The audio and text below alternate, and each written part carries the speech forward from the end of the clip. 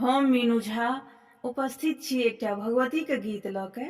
आशा करै छी अहाँ सबके नीक लागत। धन्यवाद। जय मिथिला, जय मैथिली।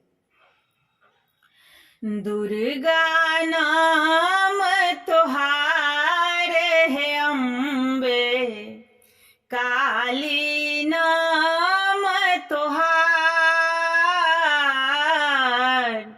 दुर्गा नाम तोहार है अम्बे, काली नाम तोहार।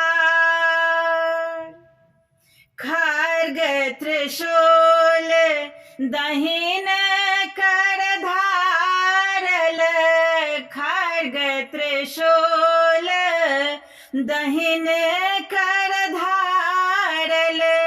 निशुंभक कैल संहार है अम्बे, निशुंभक कैल संहार है अम्बे, काली नाम तोहार। दुर्गा नाम तोहार है अम्बे, काली नाम तोहार।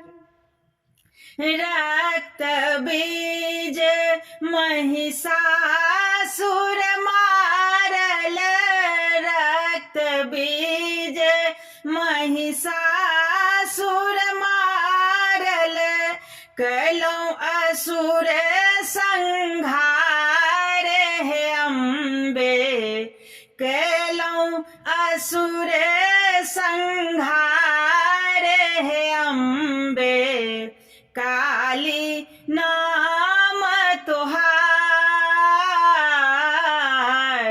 दुर्गा नाम तोहार है अम्बे, काली नाम तोहार। निशिवासर कैलास शिखर पर, निशिवासर कैलास शिखर पर। मिलिक कैलौं विहार है अम्बे, काली नाम तोहार। दुर्गा नाम तोहार है अम्बे, काली नाम तोहार। हम सन पतित अनेको तारल, हम सन पतित अनेको तारल।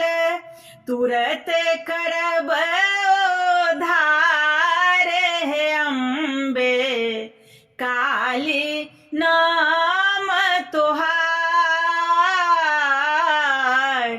दुर्गा नाम तोहार।